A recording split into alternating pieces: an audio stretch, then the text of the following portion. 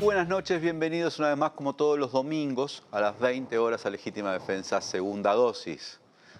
Si nos estás mirando por el canal de YouTube de Caras y Caretas TV y todavía no te has suscrito al canal, hacelo, suscríbete al canal, de modo y activa la campanita de notificaciones, porque así YouTube te avisa cada vez que estamos haciendo una emisión de un programa. Podés hacer los comentarios que quieras y poner like. Poner me gusta, que eso ayuda a que el algoritmo privilegie nuestras transmisiones y cada vez más gente nos conozca. También podés hacer aportes económicos a través de los superchats, como ves en el chat ahí ese simbolito de pesos que te permite hacer aportes módicos de acuerdo a las posibilidades que tengas. Si nos mirás por la fanpage de Facebook, puedes hacer comentarios, elegir entre una gama de reacciones, compartir en tu perfil, lo que también ayuda a que más gente vea nuestro programa.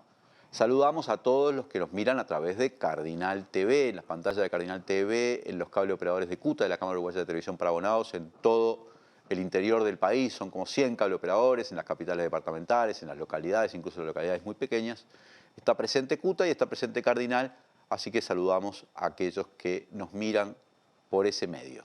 Como siempre, podés también mirar este programa en la página web de Caras y Caretas, en carasycaretas.com.uy, donde además existe la posibilidad de hacerte socio o socia de la comunidad, como tanta gente ya lo ha hecho, y eso nos ayuda mucho a financiar este proyecto. En la noche de hoy vamos a conversar con los invitados que hemos seleccionado sobre el proyecto de reforma de seguridad social que el Poder Ejecutivo envió ya al Senado con una exposición de motivos, con un articulado profuso. Bueno, vamos a hacer un análisis sobre lo que ahí se estipula y cuál es la posición de los diferentes colectivos que trabajan sobre este tema.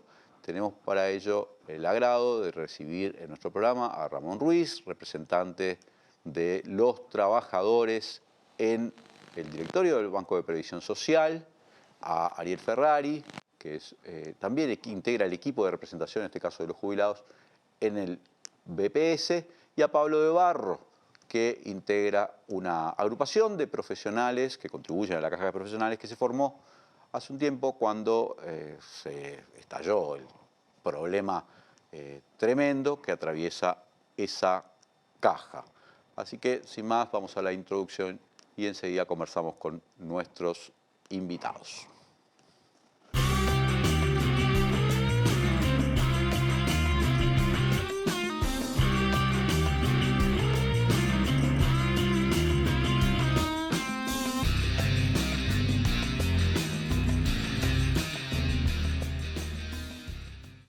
Volvemos con Legítima Defensa, segunda dosis. Gracias a todos y todas los que nos están acompañando. Bienvenido, Ariel Ferrari, nuevamente a nuestro programa. Buenas noches, ¿cómo te va? Buenas noches, un gusto y gracias por la invitación. Ariel, primera impresión de este proyecto, aparentemente ahora sí definitivo, aunque ya sabemos que entre los socios de la coalición todavía existen interés, por lo menos algunos de ellos planteados, de hacer modificaciones. Una primera impresión. Primero que es un proyecto injusto. No resuelve los temas de seguridad social y lo único que hace, a partir de recortar derechos en jubilaciones y en pensiones, que es lo que en definitiva trata. Y la seguridad social es un derecho humano que es mucho más que jubilaciones y pensiones, que es lo que durante a lo largo de nuestra vida debe, frente a cualquier contingencia que podamos tener una respuesta para que no sea tan grave esa situación y hay una prestación o asignaciones familiares, seguro de desempleo, pensiones de invalidez, es decir, las distintas prestaciones desde la atención materno-infantil. Y eso no está incluido cuando las fundamentaciones que podemos estar hablando que hacían urgente una reforma, los 330 artículos, ninguno de ellos habla ni del problema del envejecimiento, ni del problema de la sostenibilidad financiera, y bueno, por eso nuestra preocupación y nuestra crítica. Bienvenido, Ramón Ruiz, que ya nos ha acompañado también en Legítima Defensa acá en varias oportunidades. Buenas noches. Buenas noches. También agradecemos la invitación de Legítima Defensa. Ramón, ¿Estás de acuerdo con la apreciación que hizo el contador Astori de que esto es solo una reforma jubilatoria, no una reforma de la seguridad social? Es una de las críticas que le estamos haciendo a este proyecto. No solo que esta reforma incumple con una promesa electoral, no solamente se construyó sin diálogo, sino que además es una reforma que se refiere solamente al aspecto jubilatorio o al régimen jubilatorio. Esa es una parte muy importante del sistema de seguridad social en Uruguay, pero no es la única.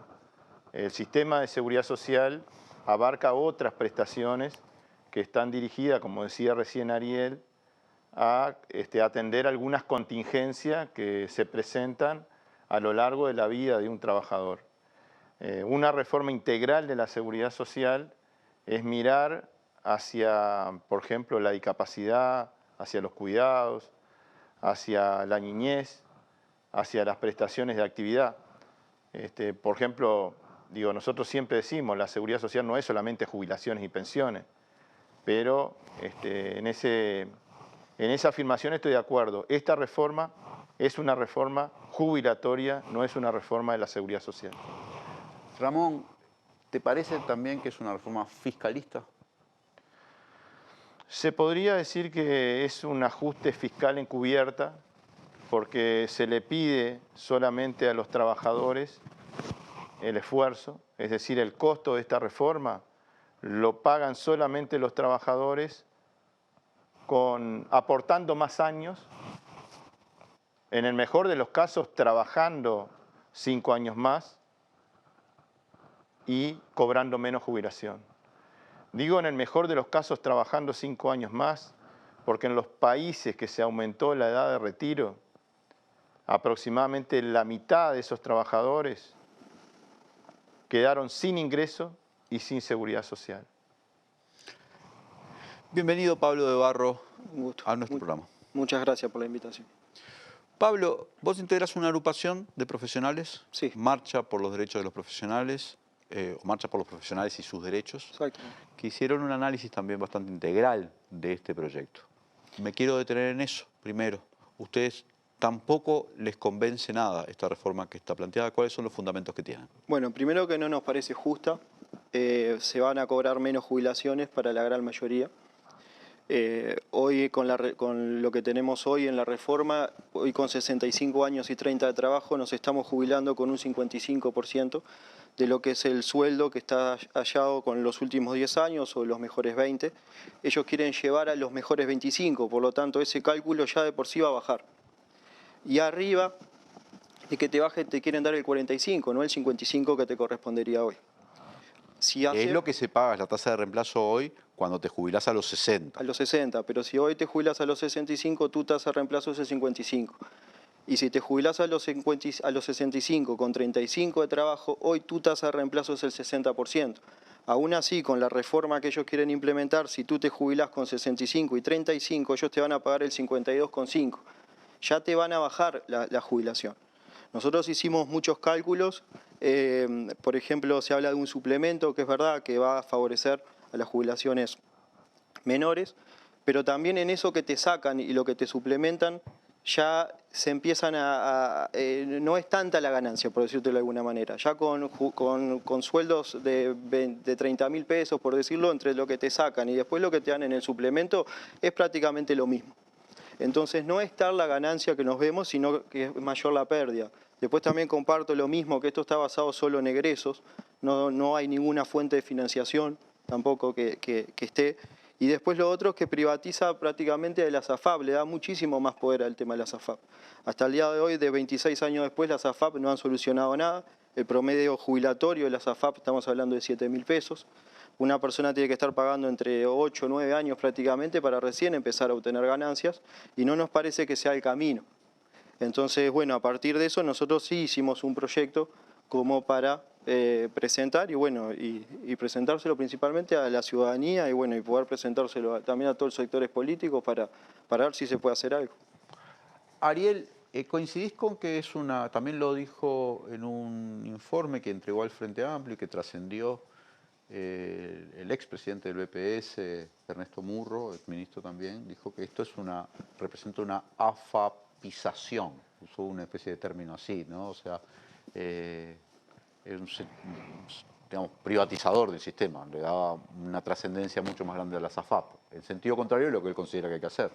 Sí, comparto porque si bien se modifica los porcentajes de distribución, en vez de ser 50 y 50% en BPS y AFAP, el BPS queda el 10% y el 5% a la AFAP, y alguno pretende decir que eso es acortarle el negocio a las AFAP. Primero, hoy está obligado por encima de 74.000 pesos, aunque hay un 80% que mal informado, desinformado o engañado, sin obligación, está afiliado a la AFAP. Ahora se abre del mercado a todos los institutos de seguridad social, se transforma en obligatorio, ya no hay más voluntario, y además una medida que se había tomado cuando la ley de los cincuentones en el 2018, que era que las administradoras, cada una de esas administradoras, podían cobrar hasta el 50% más de comisión de la que cobrara menos. Y ese rol de cobrar menos siempre estuvo en manos de Afar República, una empresa privada, pero que sus accionistas son los bancos del Estado. Ahora se libera favoreciendo en esa fantasía de que el mercado regula y la libre competencia va a ser la que haga que las acumulaciones son bajas. Acá lo que va a haber es más pérdida para la gente porque es el gran negocio de empresas privadas que como ninguna otra no tienen ningún riesgo. Hasta el almacén del barrio, que abrió en un garaje, tiene un riesgo de si vende, si no vende, el capital invertido, si se devalúa, si no se devalúa, el impacto de lo que crecen las cosas, la desocupación o lo que pudo haber sido la pandemia, son todos riesgos que en un mundo capitalista cualquier empresa corre. Ellos no corren ninguno, en absoluto, porque están a la espera que transfiera BPS el aporte retenido de los trabajadores y se quedan con una comisión. Esas son las grandes ganancias. Y miren esto, el año pasado ganaron 12 millones de dólares las AFAP de comisiones. En el 2017, antes de ese ajuste legal que decía de limitar cuánto podían cobrar, ganaban 50 millones de dólares. ¿Ah? Es brutal igual 12 millones de dólares, pero cómo un artículo puede contenerlo, y en este proyecto lo hacen desaparecer, favoreciendo sin duda a la privatización, a la capitalización y bueno, en general al capital transnacional, porque son las que están atrás de cada un administrador. Ramón, en los primeros, yo recuerdo conversando contigo que en los primeros cálculos, las primeras simulaciones, todavía tenían dudas de, bueno, a ver cómo iba a afectar. Entonces yo decía, no, hay que ser cuidadoso, hay que hacer muy bien las simulaciones. Tenía un equipo técnico, además muy competente, por mencionar algunos economistas que conozco como Hugo Bay, en fin, la gente del Cuesta Duarte, que algunos son verdaderamente expertos en este tema. Le dieron su tiempo, pero un día viniste acá con los datos y dijiste, acá todas las personas menores de 45 años, 52 años van a perder. ¿Es así? Sí, es así. Esto le importa mucho a la gente. Sí, porque, claro. Esto es claramente, esta es la afirmación que hacen de acuerdo a las simulaciones, ¿no? Sí, pero nosotros hicimos ese trabajo porque durante varias semanas se dijo que con este proyecto la gente se iba a ver beneficiada y sobre todo se afirmó que los de menos recursos iban a tener mejores jubilaciones. Entonces costó hacer ese trabajo porque hubo que construir un simulador que tuviera en cuenta, por ejemplo, cómo se calcula hoy la jubilación, y hoy hay varias, para esa simulación había varias situaciones. Por ejemplo, una persona puede estar afiliado con artículo 8 o sin artículo 8, por nivel de ingreso y además por edad. O sea, una persona a los 60 años, a los 61, a los 62, a los 65. Entonces había que hacer un simulador que contemplara todas esas variables. Cuando lo construimos y empezamos a cargar los datos de ese simulador, pudimos demostrar que lo que nos dijeron durante varias semanas no era cierto, porque todos los trabajadores menores de 52 años perdían con la aplicación del anteproyecto que se presentó a los partidos políticos. ¿Y quién gana? Bueno, gana la SAFAP, gana el sistema financiero, pierden los trabajadores. En realidad, bueno, por supuesto que hay un objetivo del gobierno de querer bajar el costo que tiene la inversión que se hace en jubilaciones y pensiones. Esto ha sido incluso declarado de una manera muy clara por parte de, sobre todo el doctor Saldain, diciendo que su objetivo es bajar de un 11% del producto, que es lo que se destina para jubilaciones y pensiones, bajarlo del 11 al 8%. Con esa afirmación, a nosotros nos parece que no se puede sostener que no van a caer las jubilaciones. Pero lo que es peor, ahora estamos actualizando ese simulador porque hubo algunos cambios en el proyecto que finalmente, si bien no es la redacción última, porque el Parlamento seguramente va a discutir algunas modificaciones, pero actualizamos ese simulador de acuerdo a lo que dice el proyecto de ley que se presentó el otro día por parte del Consejo de Ministros al Parlamento. Porque recordemos que para discutir una reforma en la seguridad social se necesita iniciativa privativa del Poder Ejecutivo. Bueno, en los primeros cálculos que estamos haciendo, y esto a cuenta de un informe que vamos a presentar seguramente dentro de una semana, 10 días, podemos decir que para algunos de los casos el proyecto que presentó el presidente de la República ahora es peor que el anteproyecto que presentó hace un mes y pico. Pero no se supone que perdóname, porque yo tenía entendido que este proyecto, debido a las críticas que le había hecho alguno de sus socios, Cabildo Abierto, en algún caso el Partido Colorado, mejoraba algunas cosas, o la hacía menos dura, ¿no es así? Eso mismo nos dijeron hace un mes y medio y demostramos que no era así. Ahora dicen también lo mismo que dijeron el mes pasado, de que este proyecto es mejor que el anteproyecto, y nosotros ya estamos en condiciones de decir que para muchos trabajadores, sobre todo los de ingresos medios, este proyecto que se presentó es peor que el anteproyecto. Y acá tenemos que decir además que lamentablemente hemos visto que en los medios de prensa se han presentado ejemplos con láminas muy lindas que están mal construidos, e incluso hicimos un Twitter diciendo que un ejemplo que se presentó, una lámina que se presentó en un programa de televisión por segunda vez, porque ya cuando estaba el anteproyecto en un programa donde estuvimos junto con el doctor Saldain, presentó unos ejemplos que estaban mal, ahora vuelve a presentar ejemplos que no son correctos. Lo mismo lo que afirma el ministro de Trabajo al decir que vamos a tener que trabajar un poco más, pero no vamos a tener menos jubilación. Eso tampoco es correcto, porque como decía recién el compañero acá, de la caja del movimiento de profesionales, bueno, lo que va a pasar es que vamos a tener menos jubilación, lo que va a pasar es que esos trabajadores van a ser más perjudicados con este proyecto de ley. Pablo, así como de antemano, una propuesta de los profesionales corre el riesgo de mirar por los profesionales, que no son el sector que la pasa peor en este país. Acá hay que pensar en los trabajadores, en todo el sistema. Hay mucha gente que gana mucho menos y los profesionales tienen además una caja, ¿no? La gente está repodrida de los privilegios de diferentes cajas, en particular la caja militar, que también la vamos a discutir más adelante. ¿Ustedes pensaron en un proyecto integral o un proyecto que abarca solo... Este proyecto sería para unificar absolutamente todas las cajas en un mismo sistema, o sea, todos los ciudadanos con las mismas reglas de juego.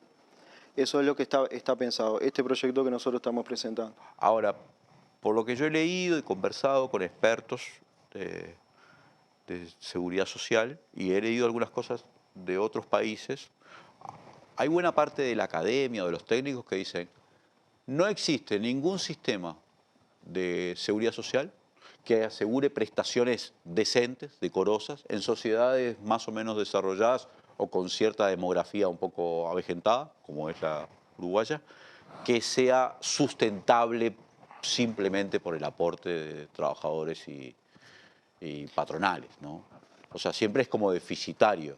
Bueno, nosotros creemos que se puede lograr mejorar y mucho. O sea, a ver, cuando hablan de que la seguridad social es deficitaria, no se entiende por qué una empresa privada, que ninguno va a invertir en algo que sea deficitario. Eso es el primer punto. Entonces, cuando hablamos de eso y vemos países como Islandia, por ejemplo, que Islandia el gran problema que tiene es que no sabe qué hacer con el dinero de la seguridad social. Entonces vemos que sí se puede mejorar y bueno, y nosotros estamos planteando un sistema que podríamos llegar a mejorar y ser sustentable al tiempo. Pero con salarios mucho más altos. No, esto es para todos, o sea, esto es un sistema que sería de capitalización, pero sería solidario. O sea, los que ganan más contemplarían justamente a los que ganan menos. Pero aparte sería un sistema que justamente a partir del tiempo y de generaciones en generaciones se iría siendo cada vez más fuerte. Lo que lograríamos es no depender más del factor demográfico, que es lo que justamente buscamos con esto. El gobierno te dice qué piensan los jóvenes. Sinceramente no sé cómo piensan los jóvenes porque, a ver, en el proyecto la edad queda agarrada con la esperanza de vida. O sea, quiere decir que los que no arrancaron a trabajar ahora y cuando la esperanza de vida te sube 1 año y medio cada 10, se van a estar jubilando con 70. ¿Por qué? Porque los únicos márgenes que van a cambiar son o aumentamos la edad o achicamos la jubilación. Si no queremos en un futuro que esto siga pasando, tenemos que hacer algo y creo que hoy es el momento de poder hacer algo. Esto es como la visión nuestra. O sea, el sistema de reparto de solidaridad intergeneracional funcionó muy bien en su momento porque eran muchos activos, pocos pasivos y había un sobrante de plata que bueno, eso no se sabe qué pasó, pero bueno, se gastó. Hoy por hoy estamos ante un factor demográfico que empieza a invertir esa curva y bueno, justamente lo que nosotros tratamos de hacer es que, bueno, que los de arriba empiecen a ayudar a los de abajo. Y ahí es la propuesta que traemos. Ariel, el doctor Saldain, no sé si es doctor, contador, pero Saldain, que todo lo... Abogado. Bueno, el doctor Saldain, en declaraciones que ha hecho a la prensa, en algún caso para mí han sido muy descarnados. Dice, si no se hace una reforma ya, vamos a terminar con un 11%, un 11 puntos del PBI de déficit. En 20 años va a caer de manera abrupta la cantidad de activos en relación con los pasivos. Vamos a una especie de catástrofe. Y deja trascender, incluso cuando le preguntan expresamente en el programa de Perspectiva sobre la opinión de Astori de que esto era una reforma jubilatoria, dijo, sí, nosotros, está claro que esto es una reforma fundamentalmente de las jubilaciones porque creo que él deja ver, lo dice, que el objetivo de esa reforma es que Uruguay no entre en un déficit, o sea, que es bajar los costos de alguna manera de la seguridad social. Ahora, bueno, perdóname, porque te hice todo ese largo preámbulo, porque el objetivo de la gente no es bajar los costos o subir los costos, es retirarse con una jubilación decorosa en una época de su vida que todavía pueda disfrutarla, ¿verdad?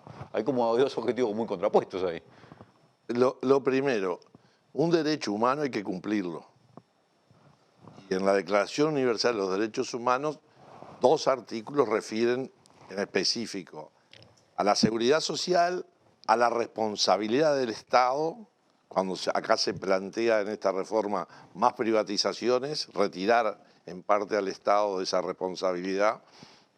Por lo tanto, además, cuando uno va y recorre la historia, no encuentra que la seguridad social se desarrolló en un periodo de bonanza.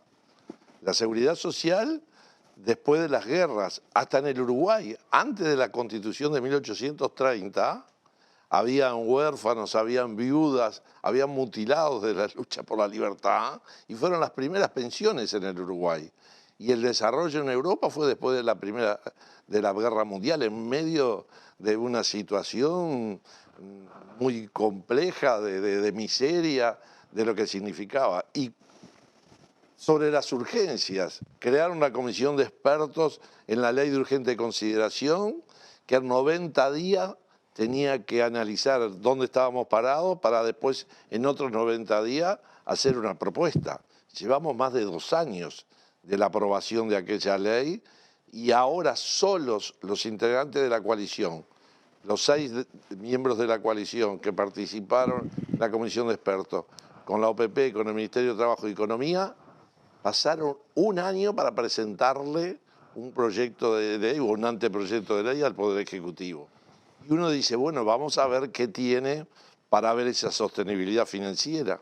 Y lo único que tiene como propuesta es, después de promulgada la ley, crear una comisión para analizar algunos temas como puede ser las exoneraciones, la contribución del sector rural, y nada más. Que en ninguna propuesta se les ocurrió en un mundo que ya no se puede financiar la seguridad social pensando en la relación de trabajador-empresario, en relación a la masa salarial, cuánto pone el patrón y cuánto pone el trabajador.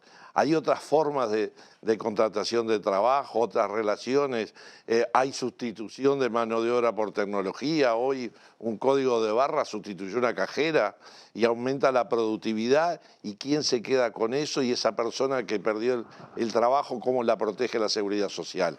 Entonces es necesario, y el ejemplo que ponía Pablo de esos países como desarrollados, como de Europa, bueno, muchos de ellos tienen sistemas tributarios donde el gran capital, las grandes ganancias también contribuyen. Acá tenemos 2 últimos años donde el crecimiento del Producto Bruto Interno fue muy por encima de los estimados, y sin embargo sí se distribuyó, pero se distribuyó entre poco. Por eso nos gusta hablar de redistribución, porque acá se habla mucho, además, de la relación entre activos, pasivos, pero se habla poco en la relación entre pobres y ricos. Y creo que deberíamos profundizar mucho más en eso para ver cómo se sostiene la seguridad social. Y termino con esto. ¿Cómo es posible poder pensar que este proyecto de ley va a sostener el sistema cuando, volviendo a la pregunta que le hacías a Ramón, de si hay ajuste fiscal o no hay ajuste fiscal? El Poder Ejecutivo va a poder resolver que el 2%, que es un ingreso para mí, es un beneficio. Cuando pago con la tarjeta de débito de IVA me cobran 2% menos, no lo voy a poder retener más en mis ingresos. Va a ser para mandarlo a la cuenta de ahorro individual. Por lo tanto, de eso también van a ganar las AFAP y va a perder el trabajador que consume a veces con la tarjeta de débito. Y todos los pagos extraordinarios que el trabajador pueda recibir hoy, también en el futuro, en vez de ir a la Seguridad Social Solidaria, además va a ir a la cuenta individual, sumándole otra cosa, que los empresarios que paguen eso están exonerados de aportes patronales. Entonces, ¿cómo podemos pensar que la idea es de sostenibilidad del sistema cuando se recortan aportes, se siguen haciendo exoneraciones, no se cambia la forma de financiamiento, y lo que hace en cada uno de una decena de artículos es privilegiar el ahorro individual y a algunas administradoras de fondos de pensiones que son las AFAP? Vamos a ir a un corte y enseguida volvemos con más Legítima Defensa, segunda dosis.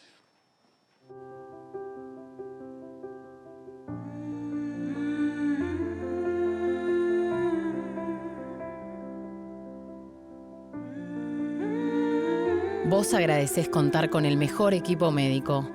Nosotros te agradecemos por elegirnos, brindándote cada vez más atención humana, innovación y beneficios. Afiliate por el 1444 o en casmu.com.uy. Casmu, estamos para cuidarte. Alimenta tu energía. Alimenta tu bienestar. Alimenta tu capacidad. Alimenta tu motivación. Alimenta tu salud.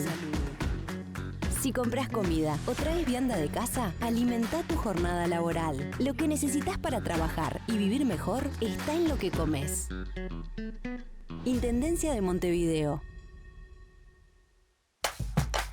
Nosotros siempre plantábamos verduras, y yo salí a buscar una changa y paré acá, para irme el otro día, y hace 39 años, acá 39 años. Ahora estamos sacando un broto sí, un broto no. Un rebrote, esto es un rebrote. Para que aliviar la planta, sacarle fruta, porque tiene demasiado. Que al menos recién se concentra más la calidad de la uva. Para vino bueno tiene que salir calidad.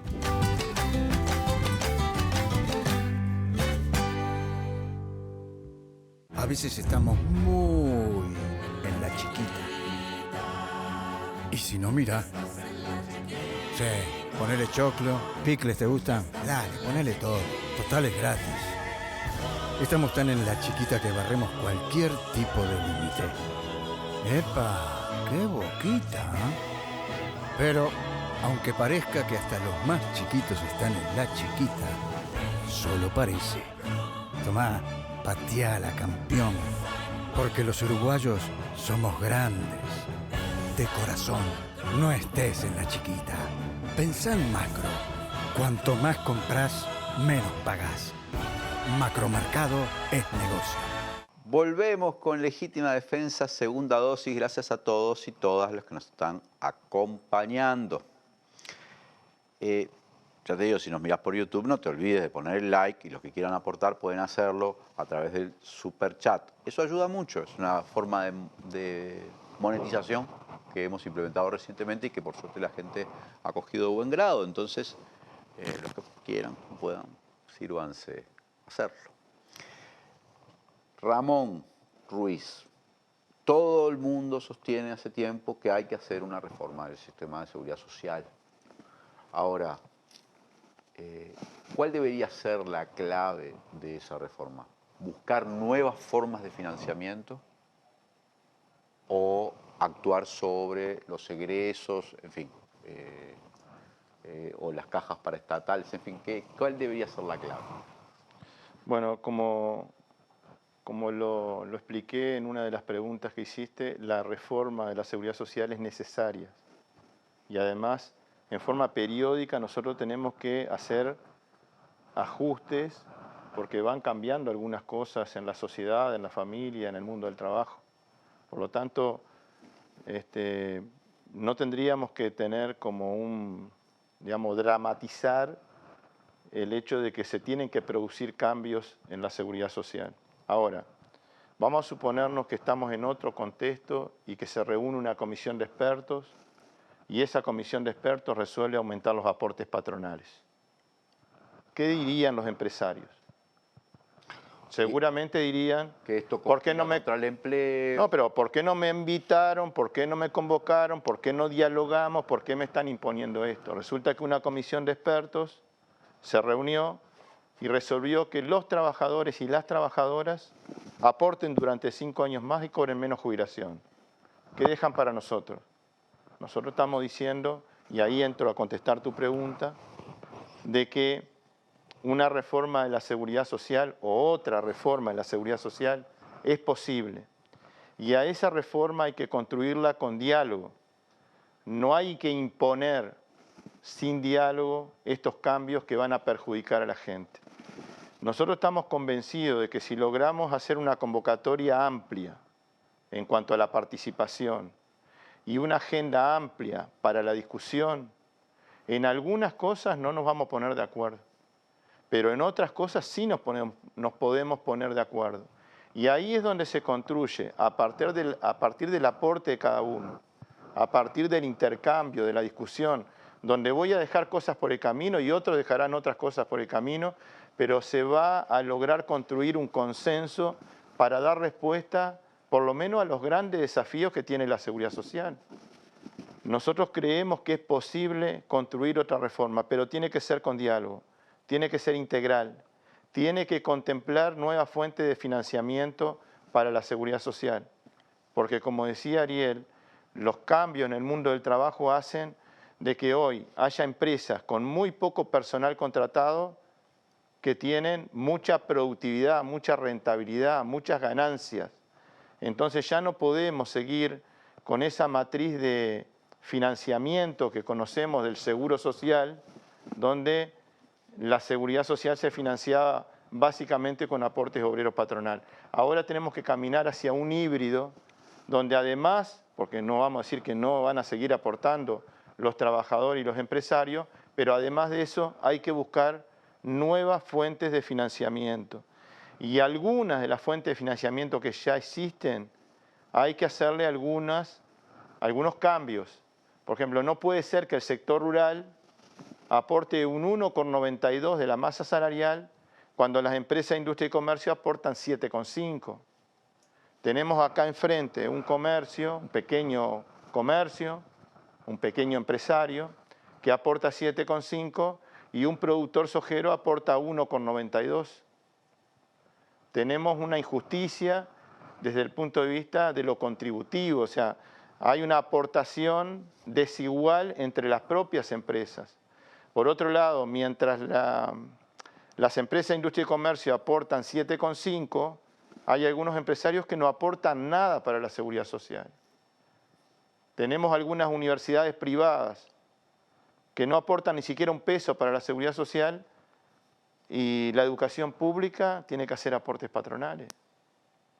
Entonces ahí hay cosas para hacer, pero en una discusión, con un diálogo, donde participen los empresarios, los que aportan, los que no aportan y los que aportan poco.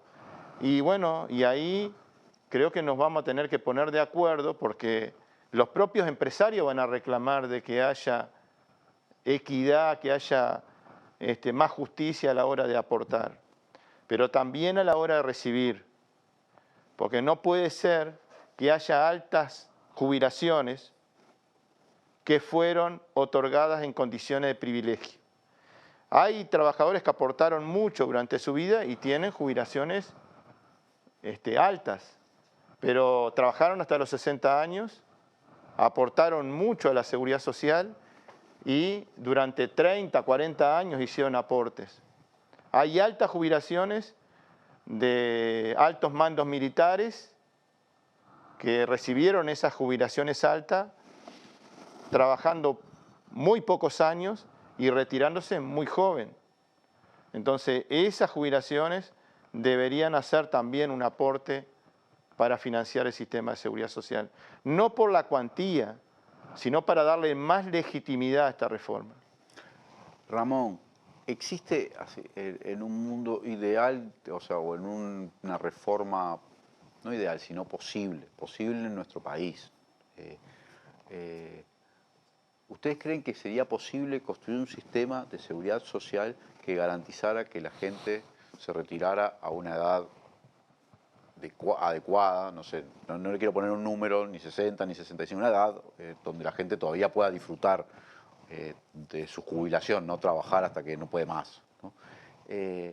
Con un monto decoroso, sin que eso signifique para el Estado un costo inafrontable. ¿Existe para ustedes eso? ¿Eso es posible? Nosotros tenemos que hacer una reforma a la uruguaya, teniendo en cuenta la realidad del país, ¿no? Yo estoy de acuerdo, a pesar de que el presidente de la República dijo algo que ahora no está cumpliendo, yo estoy de acuerdo con el presidente de la República, cuando era candidato a la presidencia, de que en lugar de aumentar en forma obligatoria la edad, se le diera estímulos a la gente para que voluntariamente continuara trabajando más años y se retirara mejor. Entonces, nosotros podríamos tratar, sin obligar a las personas que se retiren a los 65, a los 67, pero dando estímulos para que ese trabajador siga aportando durante más años voluntariamente, no obligatoriamente, y además, por supuesto, que necesitamos hacer algunos cambios desde el punto de vista del financiamiento, pero creemos que con diálogo se puede construir esa reforma. Para nosotros otra reforma de la seguridad social es posible, tiene que ser una reforma integral, porque es posible que los trabajadores, si hay una reforma integral por un sentido de solidaridad, si a mí me dicen que tengo que trabajar unos años más, pero que vamos a atender a las personas con discapacidad que hoy no tienen cobertura, si a mí me dicen que tengo que aportar unos años más porque van a profundizar el sistema de cuidado y de repente quizás yo estoy de acuerdo con hacer ese esfuerzo porque sé que se va a potenciar la matriz de protección social que tiene el país.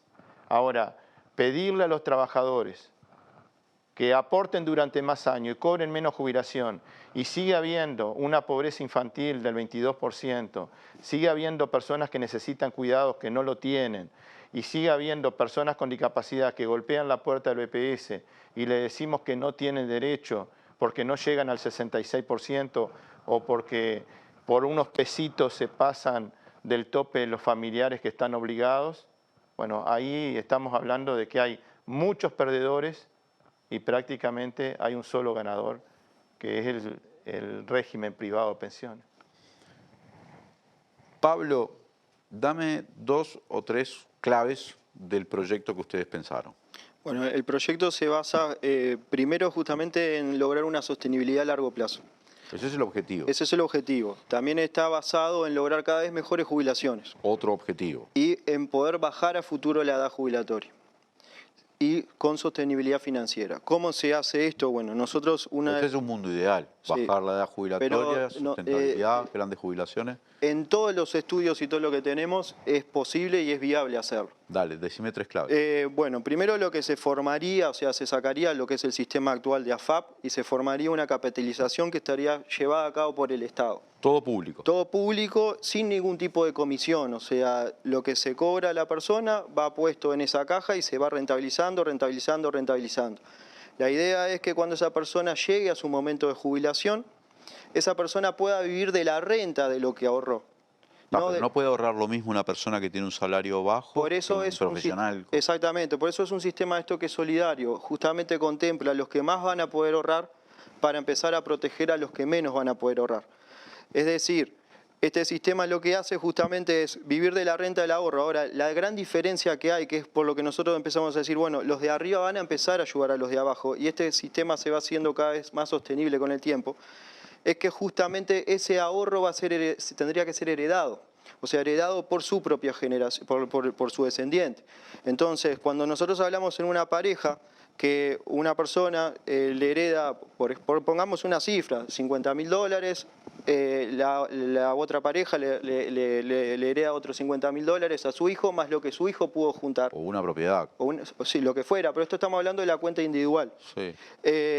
A las próximas generaciones ese monto cada vez va a ir aumentando más. ¿Y cómo va a ahorrarle, cómo va a legarle a su hijo, por ejemplo, o a su hija, una pareja, si todo ese monto de ahorro se lo gastó en su propia jubilación? No, porque nosotros lo que hacemos es que esa persona empiece a cobrar por la renta del ahorro, no el ahorro en sí. El ahorro quedaría. ¿La renta sería la renta que paga un banco o inversiones? Bueno, nosotros estamos hablando de rentabilidades que pueden andar en torno del 3 a 4, 5%. Nos manejamos en esos números. ¿Con inversiones? Con inversiones, por supuesto, que serían llevadas a cabo por el Estado. Entonces, no estamos, es más, tenemos estudios que hicimos y no estamos tan de lo que paga hoy la FAP, estamos pagando hasta más de lo que pagaría hoy la FAP. Pero ese ahorro quedaría y sería heredado. Entonces, cada generación que sigue tendría cada vez un monto mayor. Pongámosle, padre y madre $100.000, el hijo hereda 100 que juntó él, más 100 que junta de los padres. Ese hijo ya se jubilaría con 300.000. Y si se junta con otra pareja, con otros 300.000 en la misma situación, su descendiente estaríamos hablando de 700.000. Pero vos estás hablando de un monto de ahorro que te permite disfrutar de una cierta jubilación y además te deja una suerte de superávit. Sí, exactamente. O sea, a ver, esto se lograría un sistema de transición donde lo que va destinado hoy a la FAP iría a este sistema. Nosotros hicimos el 5% con sueldos de 25.000 pesos, rentabilizados, con 2 sistemas de ahorro. Uno que sería, por ejemplo, lo obligatorio que iría para este sistema y otro que sería con voluntario también.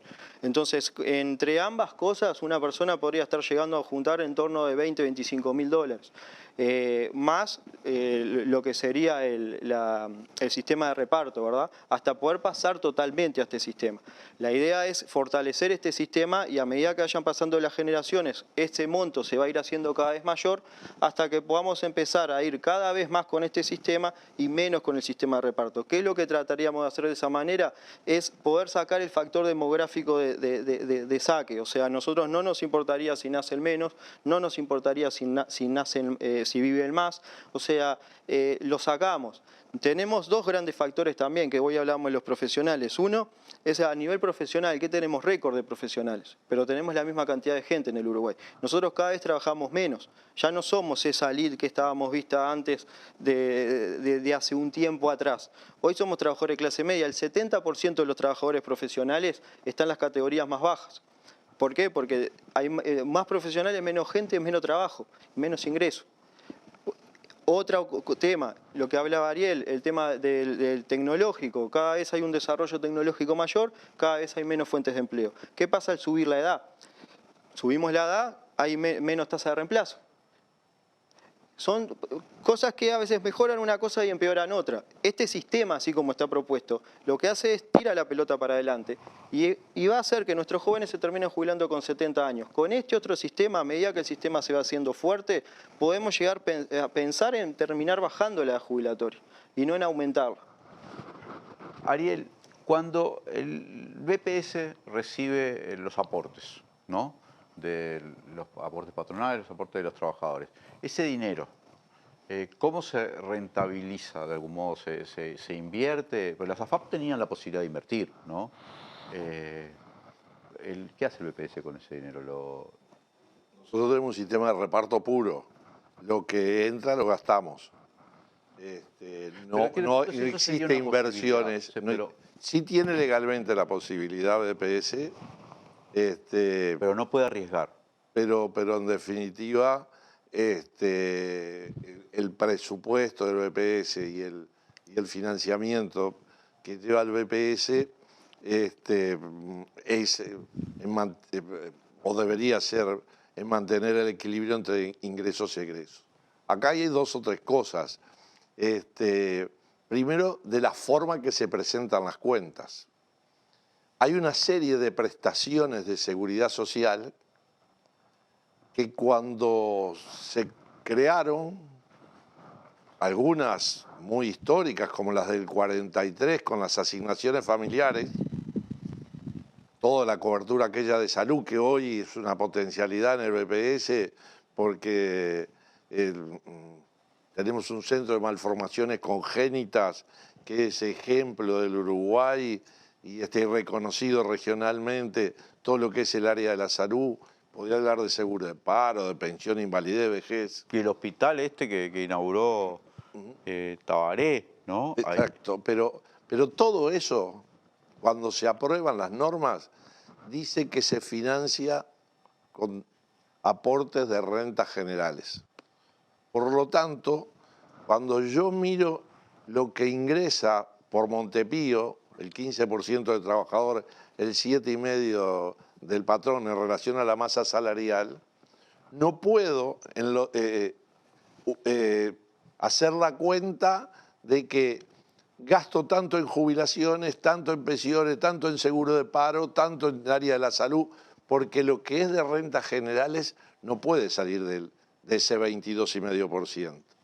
Entonces, ahí es cuando se empieza a fundamentar de que hay un déficit, que el BPS, los ingresos son menores que los egresos. La Asesoría General de la Seguridad Social del Banco ha hecho estudios que si nosotros utilizáramos solo el 22,5% para ver cuánto de eso gastamos en jubilaciones y pensiones de viudez, estaría equilibrado. El BPS no tiene déficit. Más allá de que la propia Constitución de la República que crea el Banco de Previsión Social dice que se financia con aportes obreros patronales y de no alcanzar rentas generales por el resto. ¿No tiene déficit el BPS? En lo que tiene que ver con el derecho jubilatorio no tiene déficit. Sí precisa de rentas generales una asistencia anual de cerca de 500 millones de dólares. Para financiar otras políticas de la matriz. Son otras políticas que resolvió los gobiernos, los parlamentos en su momento, que se financiaban con eso. Pero además... Pero que está bien que se financien. Y sí, porque así lo resolvió el gobierno de turno. Y está bien si yo quiero dar una política hacia la niñez que en los años 2008, cuando se cambió hacia un derecho de un niño, no un derecho del hijo del trabajador, y aumentamos de 100.000 asignaciones a 400.000 asignaciones que pagamos, esa diferencia era a partir de asistencia de rentas generales. Y por otro lado, nosotros nos dan cerca, el año que viene se plantea unos 560 millones de dólares. Pero de exoneraciones tenemos 230 millones de dólares. Nosotros, por recibir los 7 puntos de IVA, que son recursos genuinos del BPS, DGI nos cobra. Porque hay una norma que dice que ese gasto administrativo nos cobra cerca de 100 millones de dólares. Entonces tenemos ahí más de 330 millones de dólares en exoneración. Lo que decía Ramón del sector rural. Y bueno, si nosotros realmente aclaramos los tantos, vamos a ver que el BPS no tiene una situación tan de colapso cuando nos quisieron argumentar para justificar una ley de recorte de derechos, de una política que no es ajena a otras políticas que ha impulsado este gobierno de privatización, de favorecer a los maya oro y de recorte de derechos en perjuicio de la gente. Vamos a ir a un nuevo corte y enseguida volvemos con más Legítima Defensa, segunda dosis. A veces estamos muy en la chiquita. Y si no, mira. Sí, ponele choclo, picles, ¿te gustan? Dale, ponele todo. Total es gratis. Estamos tan en la chiquita que barremos cualquier tipo de límite. ¡Epa! ¡Qué boquita! ¿Eh?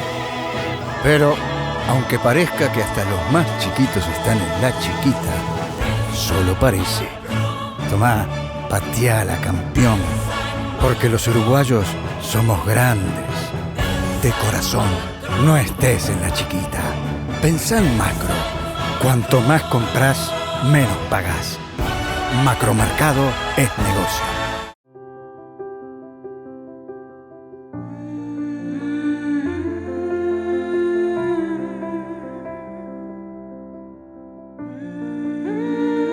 Vos agradecés contar con el mejor equipo médico. Nosotros te agradecemos por elegirnos, brindándote cada vez más atención humana, innovación y beneficios. Afiliate por el 1444 o en casmu.com.uy. Casmu, estamos para cuidarte.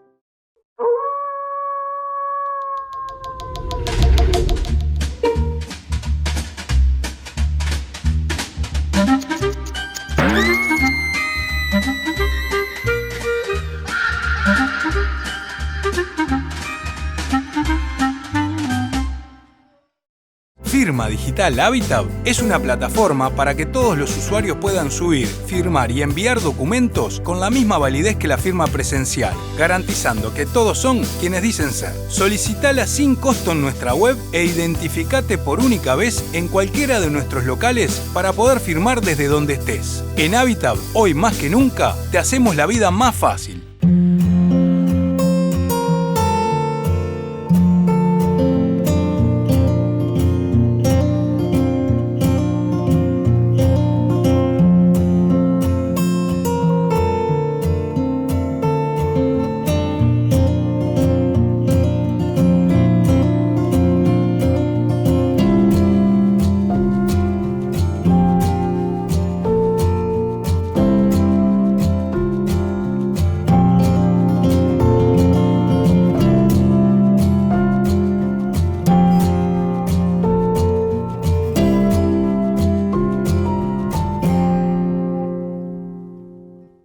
Volvemos con Legítima Defensa, segunda dosis. Sigan poniendo like, sigan haciendo aportes, sigan haciendo todos los comentarios. Muchas gracias por eso. Ramón, ¿estás de acuerdo conmigo en que las jubilaciones siguen siendo mayoritariamente bajas? Bajas más allá de que hayan mejorado. En los últimos años habían mejorado, ¿no? Pues llegaron a, si comparamos con lo que eran las jubilaciones hace 15 años, han mejorado mucho. Pero siguen siendo bajas. La gente sigue quejándose con razón de que con esas jubilaciones cuesta, ¿no? Cuesta mucho vivir. Esta reforma impresiona como que además va a bajar las jubilaciones, además de hacerte trabajar más tiempo. Hay que hacer una reforma en el sentido casi que contrario. Al menos eso es lo que me imagino que la gente piensa, ¿no? pero surge este problema. El problema siempre es como que es el financiamiento. Yo quiero ir más a fondo en el tema del financiamiento para manejar qué ideas, qué hipótesis de financiamiento podemos hacer. Puede ser la que decía Pablo de los profesionales, bueno, busquemos mecanismos de inversión para generar rentabilidad. Puede ser otro tipo, pero hay ideas de financiamiento. Han trabajado el PIT-CNT, la representación de trabajadores. ¿Ha pensado en ideas de financiamiento así más concretas? Bueno, primero la primera parte de la pregunta. Sí. A partir del 2005, 2006 se empezó a reclamar por parte de los jubilados y los trabajadores una política de ajuste diferencial para las jubilaciones mínimas. Y ahí empezó un proceso de ajustes diferenciales a mitad de año, Sí, que estaban por encima del ajuste legal mínimo que está establecido por la Constitución. Y ahora se mantuvo, pero como adelanto, así que se eliminó. Ahora prácticamente no hay ajustes diferenciales, porque incluso ya en este ajuste, o mejor dicho, en este adelanto que se dio a mitad de año, ya se les dijo a los jubilados que en enero se lo descuenta. Entonces, pero incluso el año pasado tuvimos con Ariel una batalla en el directorio, cuando también en el cálculo que se hizo, que nosotros le habíamos pedido al directorio que hiciera una consulta al Ministerio de Trabajo para ver si podíamos lograr que los jubilados no tuvieran una rebaja en las jubilaciones, y el directorio por mayoría se negó a hacer esa consulta al Ministro de Trabajo, porque había posibilidades de interpretar la manera de aplicar el ajuste que no perjudicara a los jubilados y pensionistas que ganan menos. Tenemos 146.000 personas que ganan la jubilación mínima. Ese proceso, que es un proceso gradual, porque de un día para el otro no se puede revertir algo que viene de hace muchísimo tiempo. Yo te digo, en el 2005, 2006, había jubilaciones de 400 pesos, de 800 pesos. Fue un impacto muy importante el que hubo en las jubilaciones mínimas. Si no hubiese habido ese proceso esos ajustes diferenciales, hoy la jubilación mínima, en lugar de tener los valores que tiene hoy, que son 15.000 y pico de pesos. Seguro casi 16.000 pesos, sería de 8.000 pesos la jubilación mínima. O sea que nosotros, por supuesto que no alcanza. Tendríamos que haber continuado con esa política de ajuste diferencial. Y a esto hay que sumarle que en los últimos 3 años, y vamos para el cuarto, los jubilados van a tener una rebaja en su poder adquisitivo, porque los salarios en los últimos 3, 4 años han caído.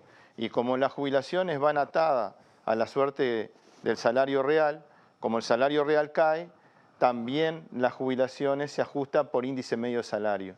Y por eso es que han perdido los trabajadores y han perdido los jubilados.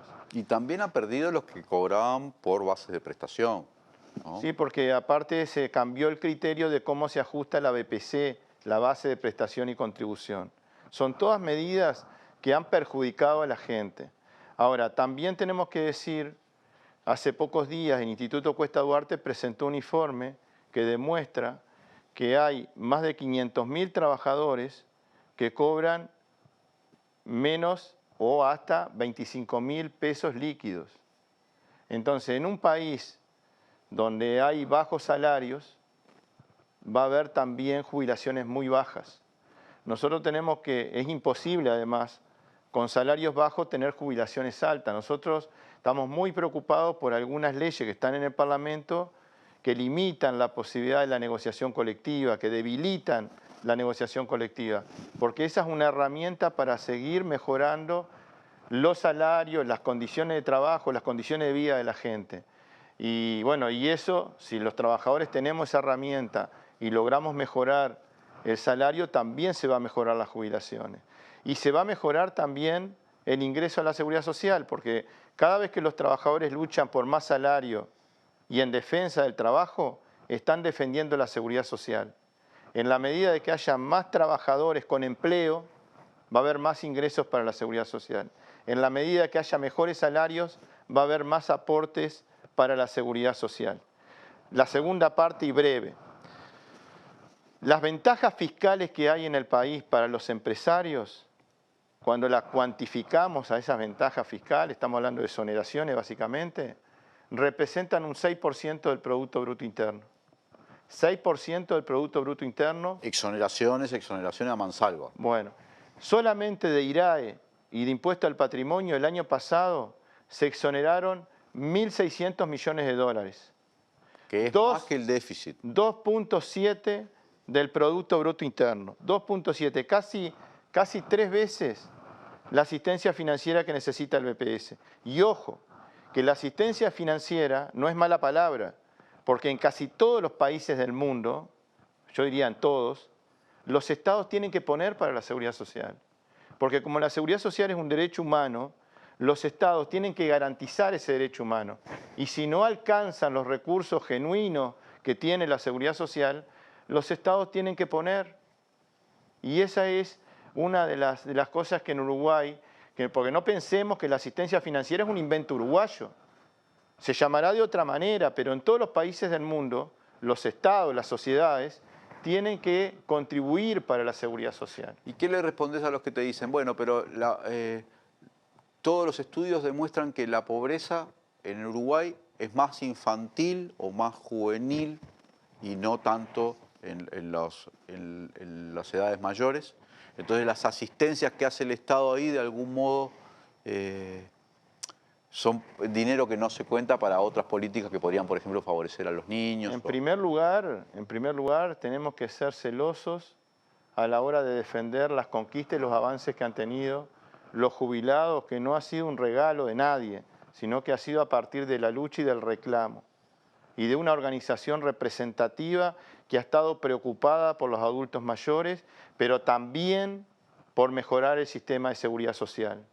En segundo lugar, tenemos que comprometernos todos a encontrar recursos, y hay de dónde sacar, te decía recién, 6% del producto que se benefician empresas que tienen mucha rentabilidad y mucha capacidad contributiva para aportar a la seguridad social. Estamos hablando de empresas que tienen posibilidades de aportar más. Bueno, de ahí hay que sacar recursos que estén orientados, que sean transferencias, que estén orientadas a mejorar la situación de la primera infancia. Nosotros entendemos que no es contradictorio mantener los derechos que ya hemos conquistado y encontrar los recursos necesarios para sacar a esos niños, niñas y adolescentes de la pobreza. Y no hay que verlo como una contradicción, y no hay que enfrentar a los abuelos con los nietos, porque si hay alguien que se la juega por esos nietos, seguramente no vamos a encontrar otro más cariñoso y más comprometido con la infancia que el abuelo. Porque casi todos los que luchamos por una sociedad mejor, siempre estamos pensando no en nosotros, sino en nuestros hijos y en nuestros nietos. Pablo, ¿han acercado la propuesta que elaboraron a el PIT-CNT, a otras organizaciones sociales, a otros colectivos? Sí, estamos en contacto. Políticas también. Sí, estamos en contacto con todos. Ahora, esta semana vamos a tener una reunión con el PIT-CNT también, donde ya se le hicimos llegar, pero nos vamos a reunir sobre eso.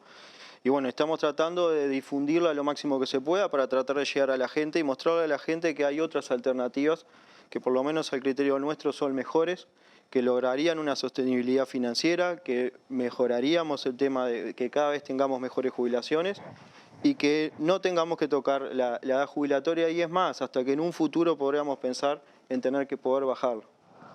Y de la caja de jubilaciones profesionales, cortito, ¿no? Porque ha sido una de las cajas que está en estado crítico.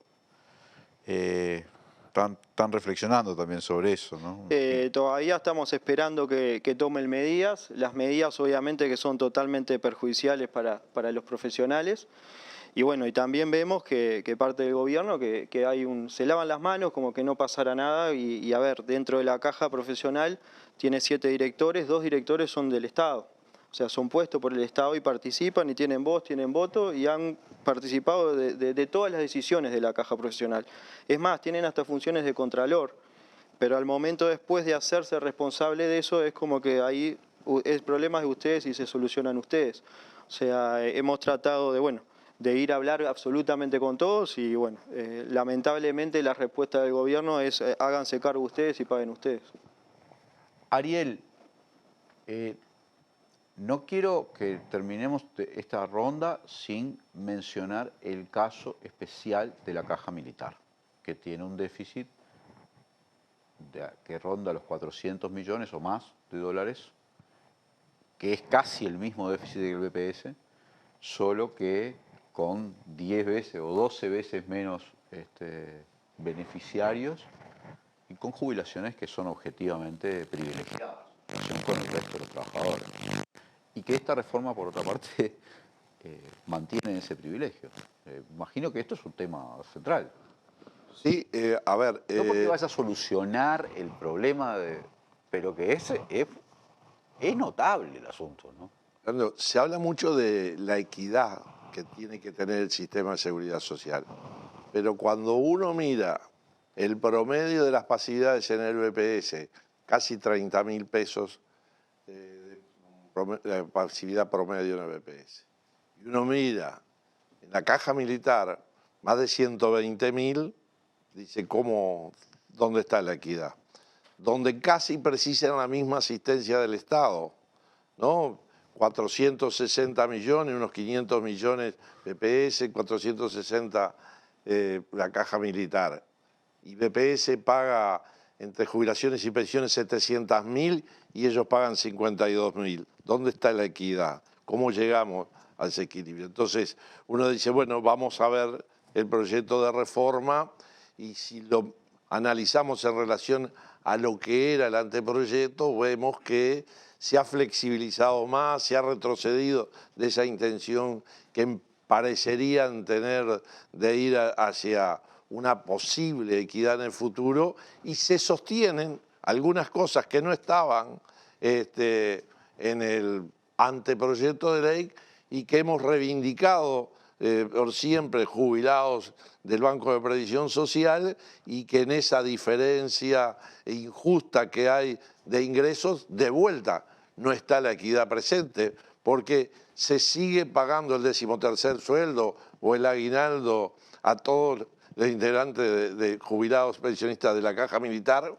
mientras que en el BPS no se sostiene. Y con una tasa de reemplazo que es superior al 100%. Yo no sé si hay mucho... No y edad de retiro... Bastante más baja. Bastante baja. Es pero cierto eso de que la edad de retiro uno podría contemplar en determinados diferentes trabajos, no solo la militar, también la construcción, en fin, que uno puede decir, bueno... Que no se hace eso, porque no, pero podría, nos venden que tanto los obreros de la construcción como los peones rurales no se le va a postergar la edad de retiro, que va a ser 60 años. Pero para poder jubilarse ellos manteniendo esa edad, tienen que tener un conjunto de condiciones... Que son incumplibles, me lo explicó Deverio el otro día. Exacto. Porque, exacto. No sé, tienen que estar entre los 50 y los 60 años trabajando 8 años. De forma permanente. De forma permanente, una cosa que es imposible trabajar en la construcción a esa edad. Y lo mismo la zafralidad que hay en el rural. Entonces, por eso, a veces, y vuelvo a lo que le preguntabas a Ramón, el tema de enfrentamiento entre generaciones, ¿no? Dependientes menores de 6 años y mayores de 65. Es cierto que está un poco más del 2% el nivel de pobreza en los mayores de 65 años, porque hubo 15 años de negociación colectiva donde el salario, aunque mínimamente en algunos momentos, pero siempre los 15 años, subió por encima de la inflación y como vamos relacionados por una reforma desde 1989, las jubilaciones subieron 15 años. Pero llevamos 3 años donde el ajuste fue por debajo de la inflación. Y si no se cambia el decreto que el Poder Ejecutivo dice que el 3% solo es hasta el 31 de diciembre y el 1 de enero el ajuste no va a ser sobre lo que ganamos en diciembre, sino lo que veníamos ganando en mayo, vamos a perder de vuelta y va a haber gente que empiece a caer por debajo de la línea de pobreza.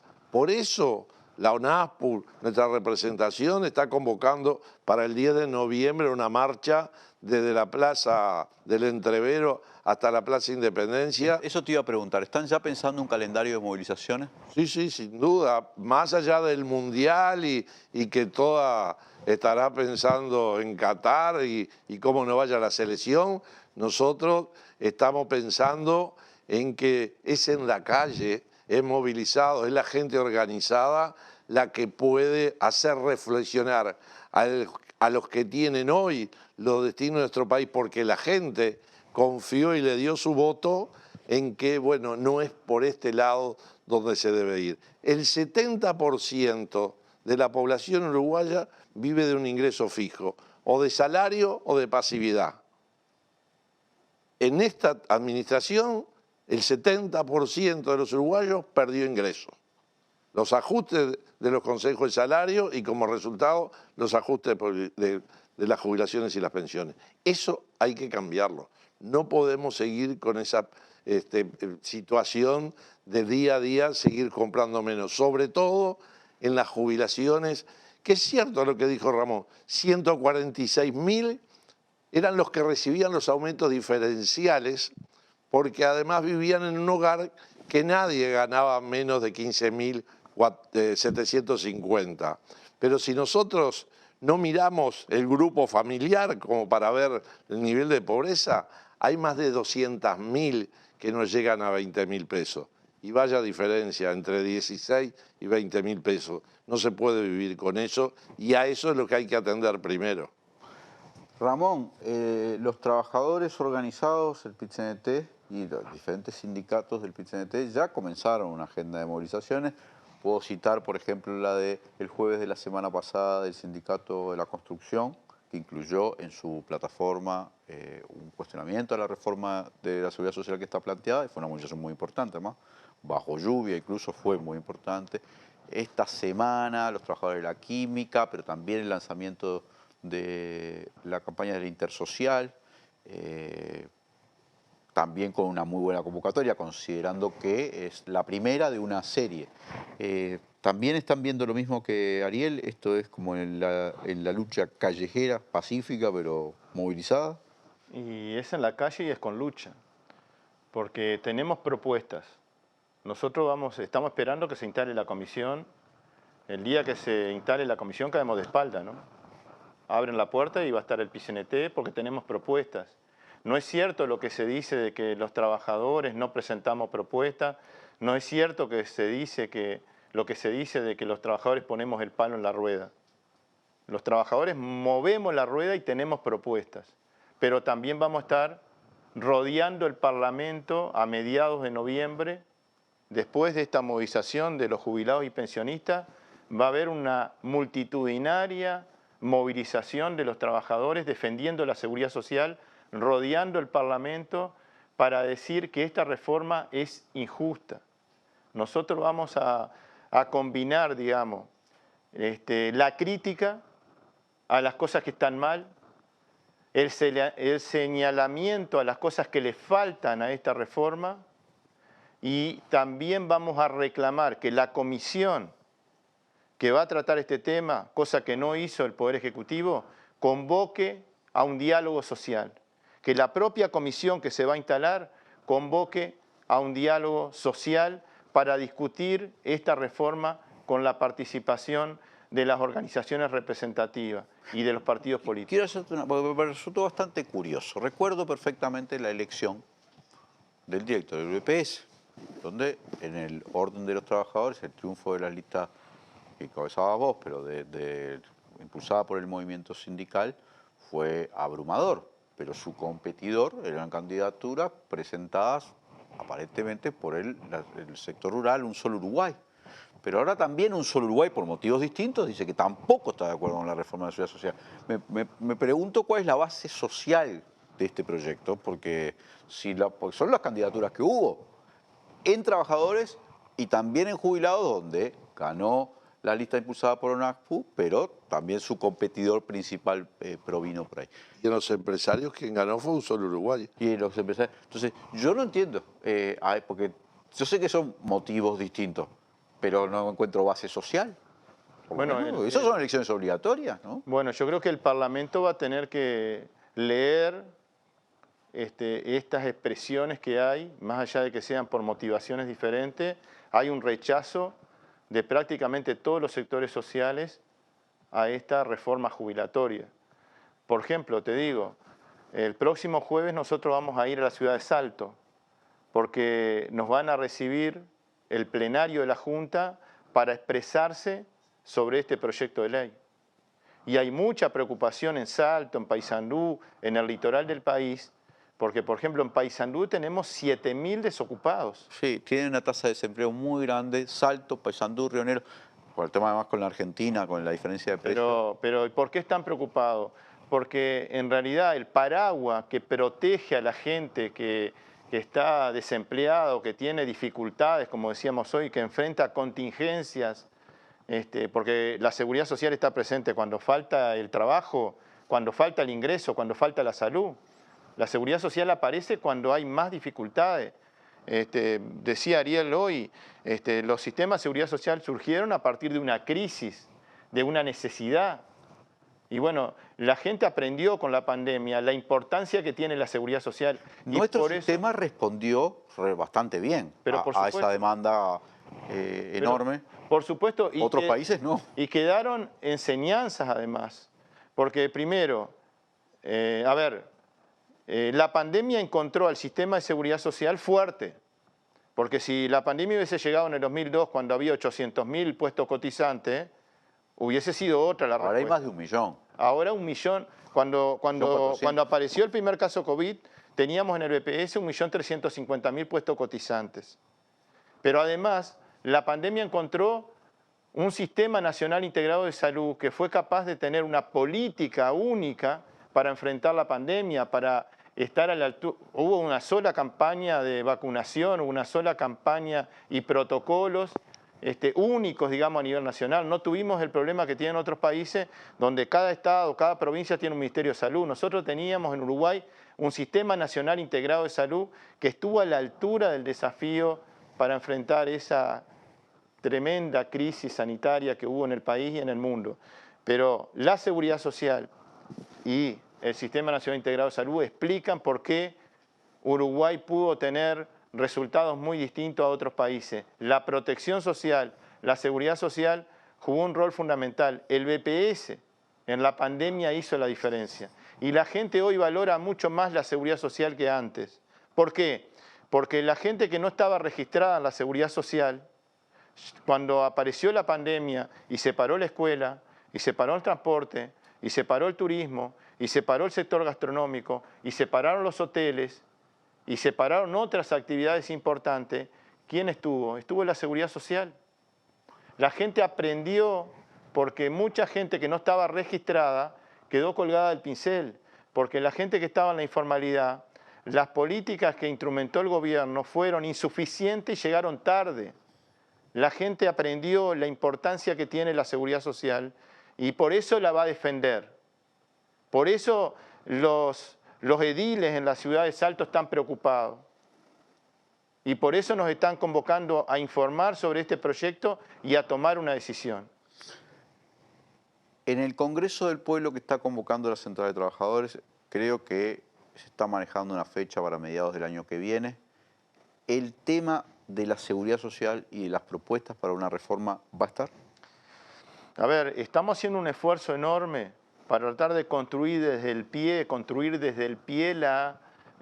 una propuesta, un proyecto de país que incluye no solamente el tema de la seguridad social y que trata de sintetizar en un encuentro, en un congreso del pueblo, las propuestas de diferentes actores, de diferentes organizaciones para potenciar el aspecto programático. Nosotros como trabajadores siempre nos hemos preocupado no solamente por las cosas inmediatas de nuestra gente, de la gente que trabaja, sino que nos hemos preocupado por los grandes problemas o a veces los grandes temas que el país tiene que resolver.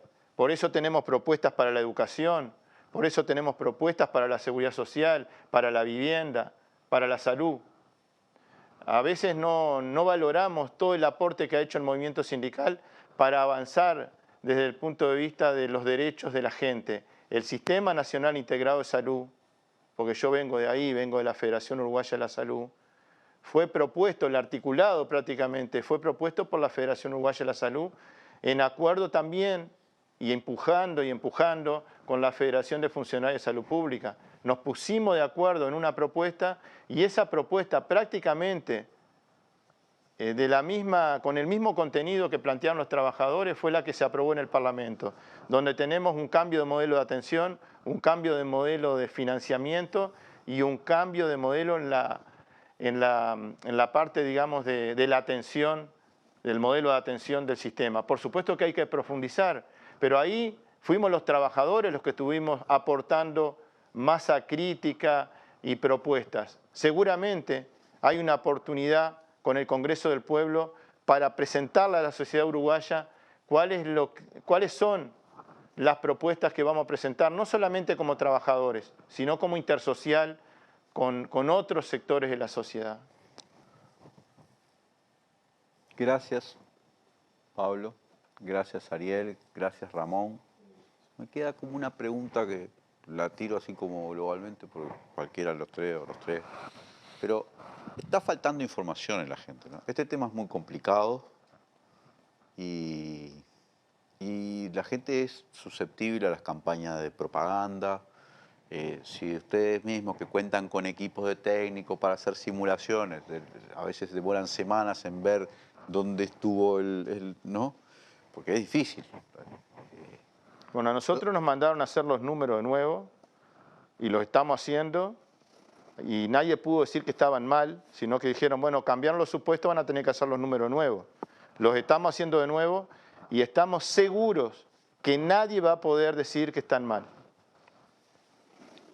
Yo creo que estamos en muchísimas mejores condiciones que cuando se implantó la reforma en 1995. El antecedente privatizador que tiene nuestro país con la 1673.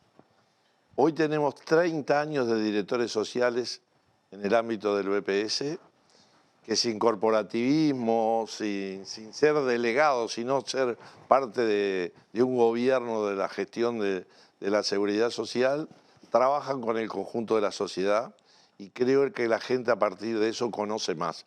Todavía no lo suficiente, pero ya lleva a que la realidad sea distinta, que estemos en mejores condiciones y creo que siendo muy dura la batalla, bueno, es posible revertirla y que realmente, porque además también del 2009, del 2010, del 2012, hubieron ámbitos de diálogo en materia de seguridad social donde se flexibilizó el derecho jubilatorio, se crearon causales de jubilación por edad avanzada, que ahora se repliegan, se quitan, se ponen en peores condiciones, se hizo el seguro de paro flexible con el seguro de paro parcial o la compatibilidad de estar trabajando en una y seguir seguro de paro en otra, que sirvió mucho en la pandemia y podíamos seguir poniendo una casi treintena de derechos que se modificaron en un proceso que tiene que darse continuidad.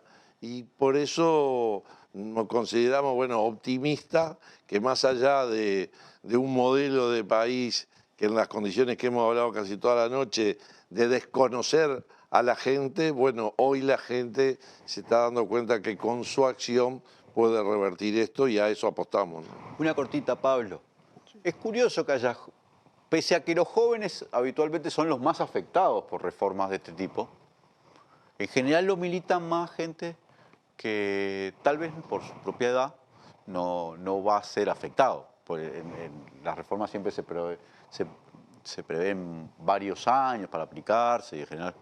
es curioso encontrar jóvenes metidos en esto. Parece muy bueno, pero... Y sí, yo creo que tenemos que buscar una solución definitiva a esto y no soluciones que, como te decía, tiren esto para adelante. Pero vos cuando te juntás con amigos, con amigas, te miran y te dicen, pero vos estás metido en el...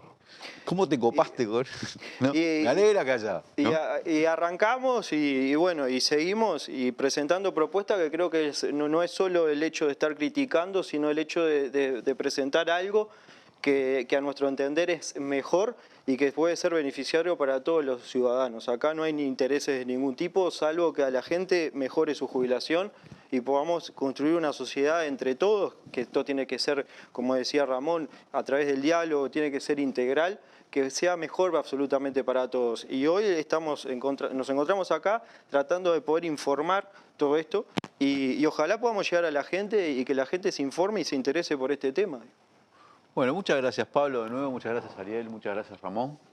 Gracias a todos y todas los que nos están acompañando, sigan poniendo like, sigan haciendo comentarios, vamos a un corte y ya nos tomamos un café con Víctor Hugo Poppi, hablando acá en Legítima Defensa, segunda dosis.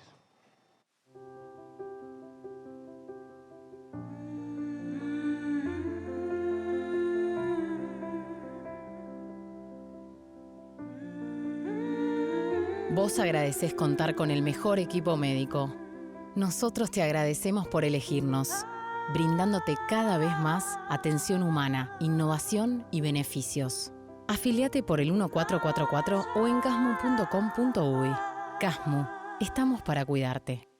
Firma Digital Habitat es una plataforma para que todos los usuarios puedan subir, firmar y enviar documentos con la misma validez que la firma presencial, garantizando que todos son quienes dicen ser. Solicitala sin costo en nuestra web e identificate por única vez en cualquiera de nuestros locales para poder firmar desde donde estés. En Habitat, hoy más que nunca, te hacemos la vida más fácil.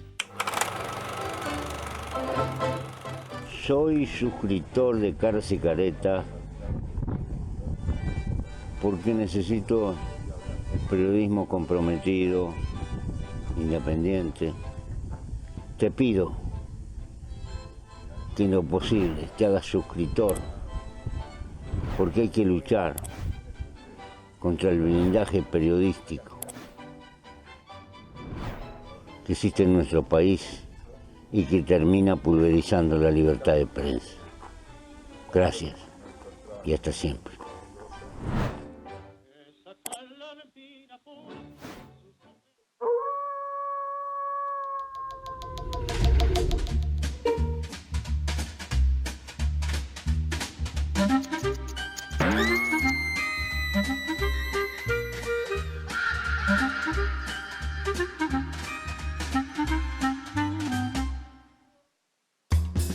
Construye escuelas, hospitales, carreteras, casas y puentes. Genera trabajo y oportunidades para cientos de uruguayos y uruguayas. Crea riqueza para el país y su gente. Y es estratégico para el desarrollo nacional. Es el cemento Portland de ANCAP. Lo quieren entregar. Quieren despojarte de lo que es tuyo. No lo permitamos. Nuestro Portland construye. Nosotros siempre plantábamos verduras y yo salí a buscar una changa y paré acá para irme al otro día. Y hace 39 años, acá 39 años. Ahora estamos sacando un broto sí, un broto no, un desbrote, esto es un desbrote. Para que aliviar la planta, sacarle fruta porque tiene demasiado.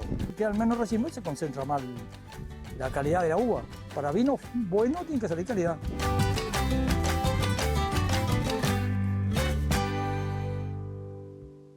Volvemos con Legítima Defensa, segunda dosis. Gracias a todos y todas los que nos están acompañando. Y por supuesto, gracias a todos y todas los que ponen like. Yo ya se los he dicho muchas veces. No puede ser que haya mucho más gente viéndonos que los likes. Los likes tienen que estar más o menos igual que la gente que... La gente no, porque no es gente, es computadoras. Detrás de las computadoras puede haber varias personas, ¿no? Hay muchas personas que miran en familia. Y entonces son miles de personas. Tiene que haber muchos likes, ¿sí? Y por cierto, los que hacen aportes a través del super chat o el super gracias, pero infinitas gracias. Les reitero, como ya les dije el viernes, en Legítima Defensa, que el miércoles 16 de noviembre, a partir de las 20 horas, vamos a hacer la primera peña de Legítima Defensa en el mercado de la Abundancia, en la calle San José y Yaguarón. Eso tiene un ticket de colaboración, que incluye además una copa, para informarse, para ir reservando lugar.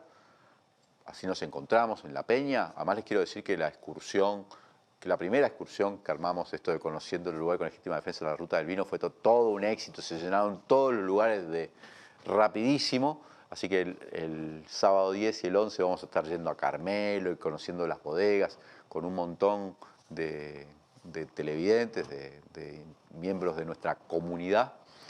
Pero les reitero, tienen que llamar a este número, que yo me olvido siempre, pero se los van a poner en pantalla, ahí está, creo que es 092, para las dos cosas. 982, 986. No, la excursión ya está llena. No, pero digo, para el mercado de la abundancia también hay que llamar ahí, ¿eh? Sí, porque hay un ticket de colaboración y ahí les van a decir todo el tema ese, ir reservando lugar para estar en esa peña de legítima defensa. Que está lindo hacer una peña de legítima defensa. ¿También tienen lugares limitados?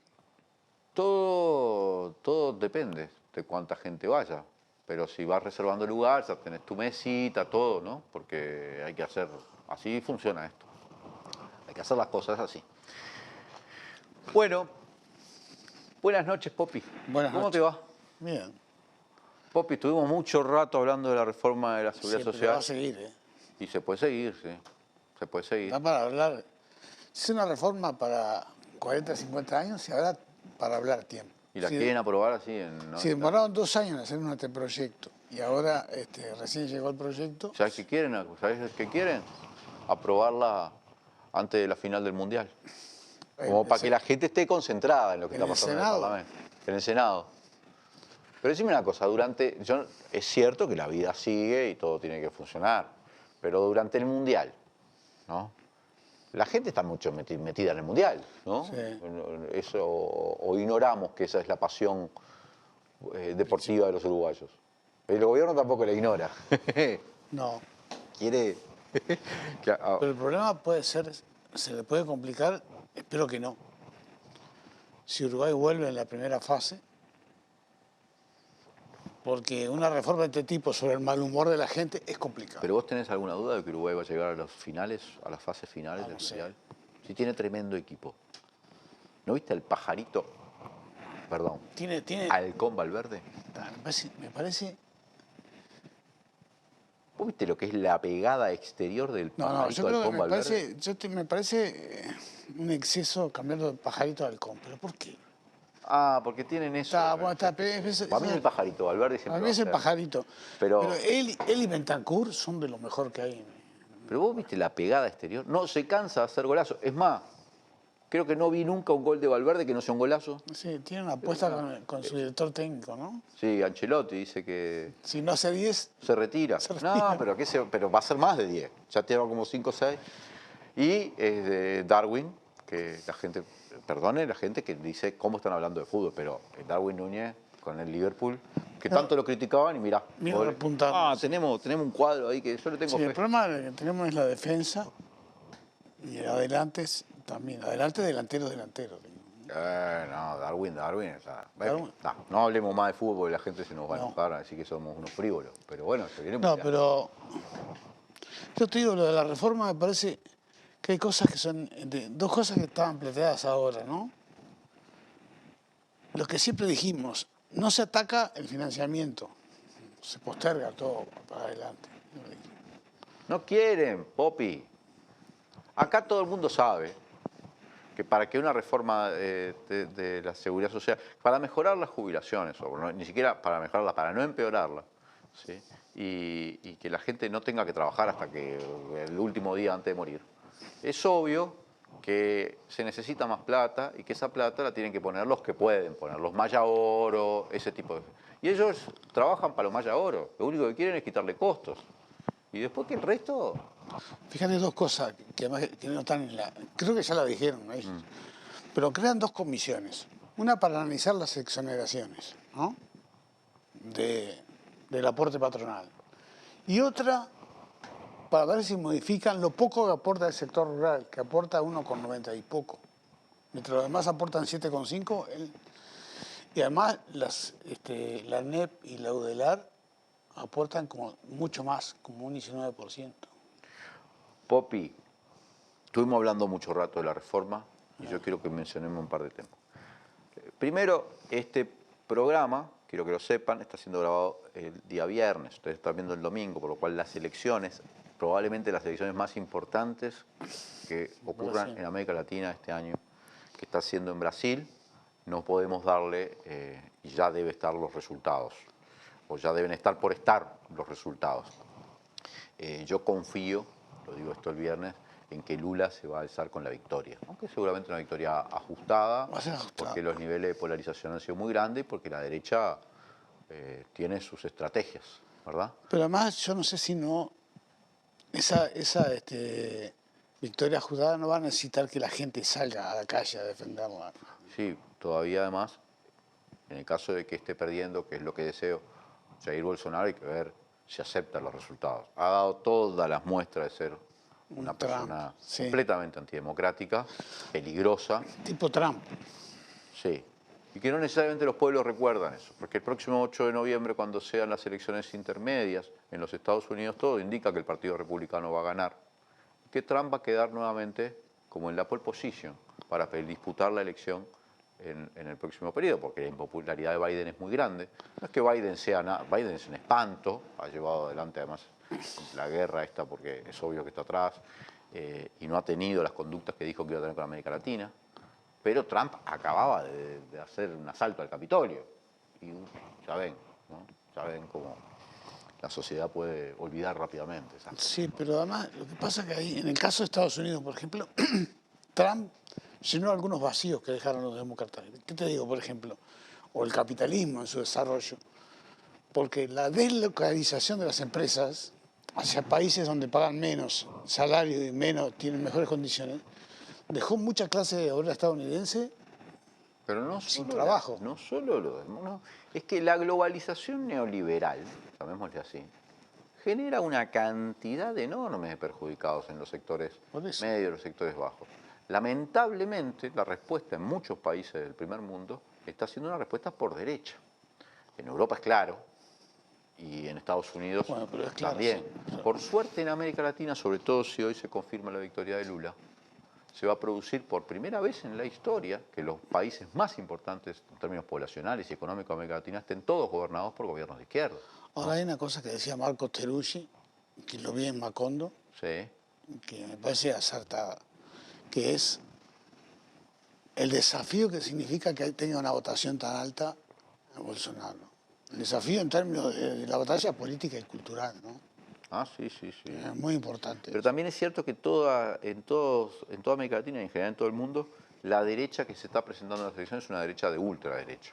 En América Latina viene perdiendo, perdió en Colombia, perdió en Chile, esperemos que pierda en Brasil, pero siempre es ultraderecha, ¿no? Nunca está presentada una derecha más o menos... No, la única derecha más o menos tradicional es la que tenemos acá. Y que tampoco es muy centro, ¿no? No, tradicional, no dije centro yo. Yo no lo califico de gobierno de centro-derecha, para mí es un gobierno de derecha. Después, que hay sectores dentro de la coalición que tienen, unos son más ultraderecha y otros son medio del centro. Puede ser el PI, medio del centro, ¿no? Partido Independiente. Pero en general, a mí lo que me preocupa son las expresiones que van surgiendo, por ejemplo, los Milei en Argentina. Que tienen acá sus émulos, aunque muy poquito, ¿no? Claro, pero esas cosas van creciendo, porque, ¿qué me parece?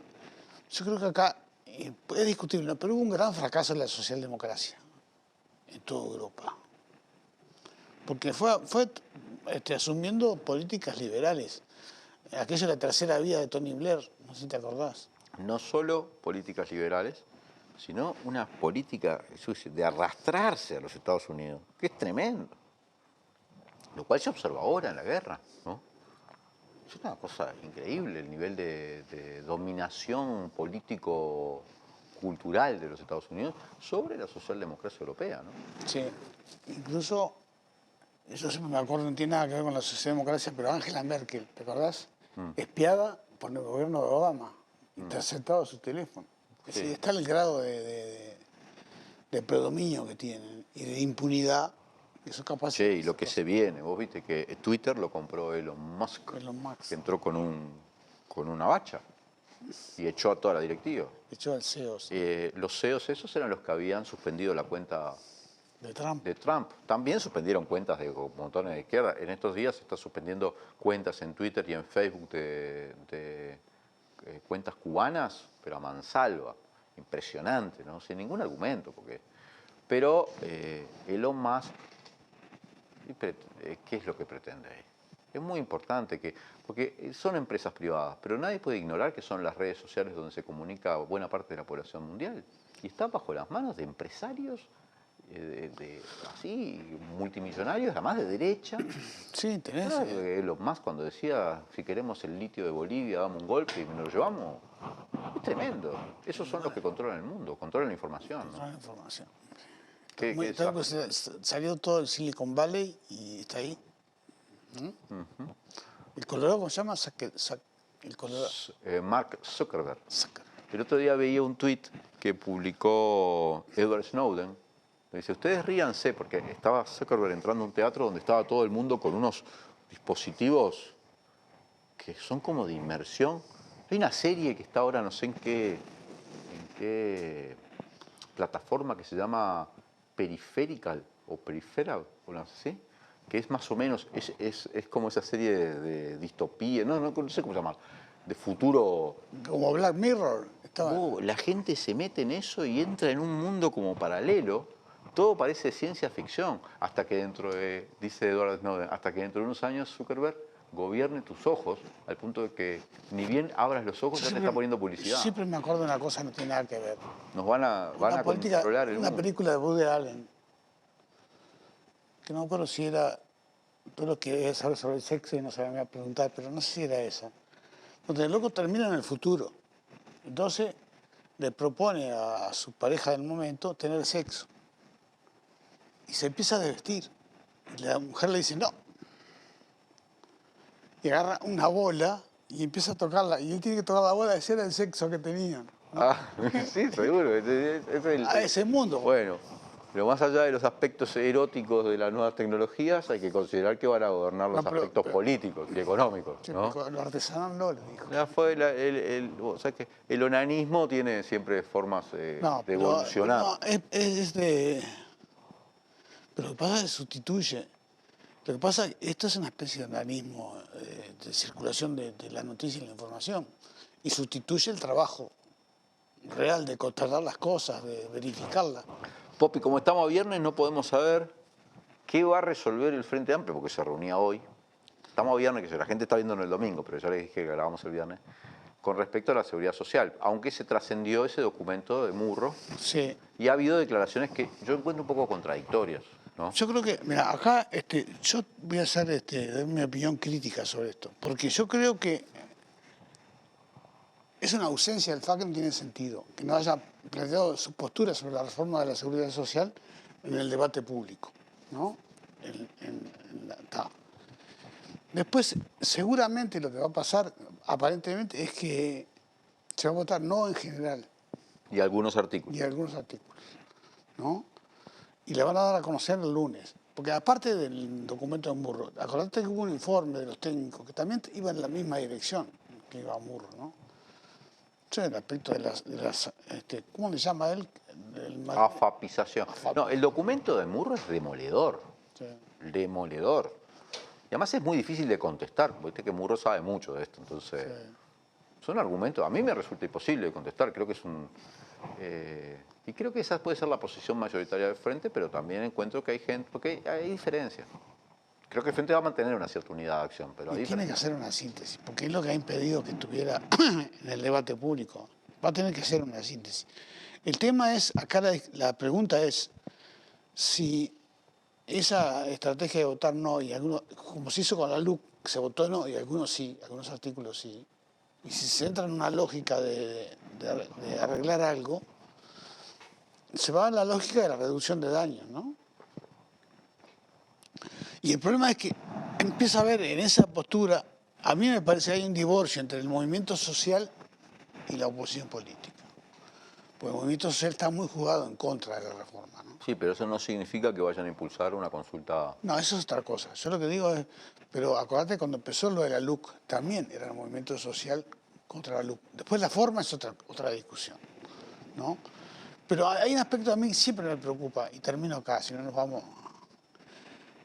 Es qué resumen hace la gente en su cabeza sobre los temas que están sobre la mesa. Es lo que planteó Canzani la vez pasada acá. Si la gente piensa el pensamiento de izquierda progresista entra en la cabeza de la gente o no. Y para eso hay que meter los temas, hay que poner los temas sobre la mesa. Y si no los pones, no va generando opinión. Sin batalla cultural, sin como la creación de conciencia. ¿Verdad? Gramsci. ¿Verdad? Hay que volver a las fuentes. Muchas veces hay que volver a las fuentes. Gracias, Popi. Bueno. Vamos a un corte y enseguida volvemos con el mensaje final en Legítima Defensa, segunda dosis.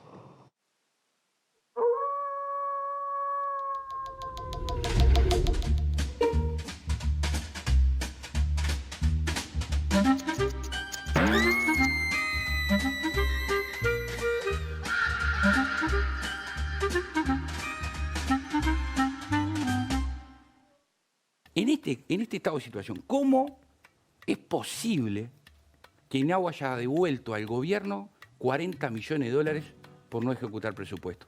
¿No era necesario gastar esos 40 millones de dólares en los niños y niñas y en el reclamo de los trabajadores que con muchísimo menos se resuelve? Vayamos a los hechos. Está claro que INAU no ha devuelto las cifras de dinero, los rubros presupuestales que se ha dicho que hemos devuelto. Es decir, esos 40 millones de dólares no es verdad. ¿Verdadero o falso?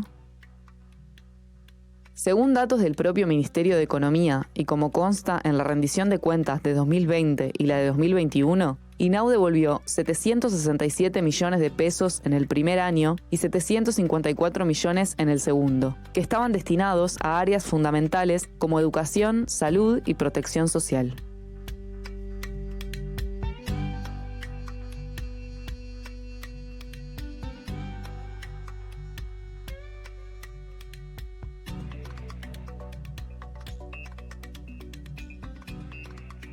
Contra la intransigencia de INAU, SINTEP en lucha. Cualquiera se da cuenta que la importancia, la sensibilidad política, la trascendencia del caso de los pasaportes con datos falsos que se gestionaban desde el piso 4 de la torre ejecutiva por el jefe de seguridad del presidente Alejandro Astesiano, estriba en que el jefe de seguridad es el hombre de más confianza del presidente. Entonces, la gente quiere saber, no tanto si Astesiano es un malandro, que ya se sabe, sino si es el único malandro. Y además quiere saber si el presidente está involucrado. El caso tiene ese trasfondo, y eso no lo puede ignorar la fiscal Gabriela Fossati, ni lo puede ignorar nadie. Lo que le da repercusión nacional e internacional al caso es la cercanía de Astesiano con el presidente.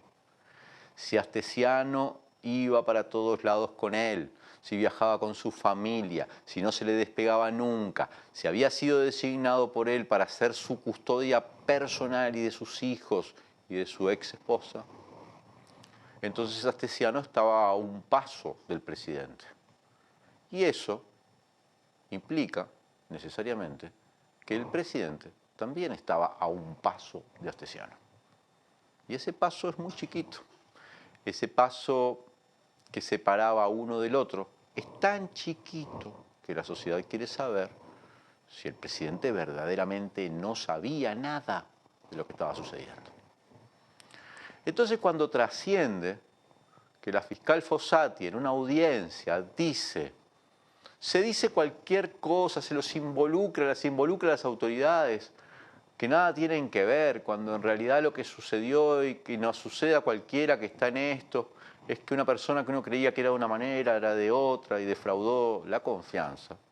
La fiscal está siendo exculpatoria con el presidente.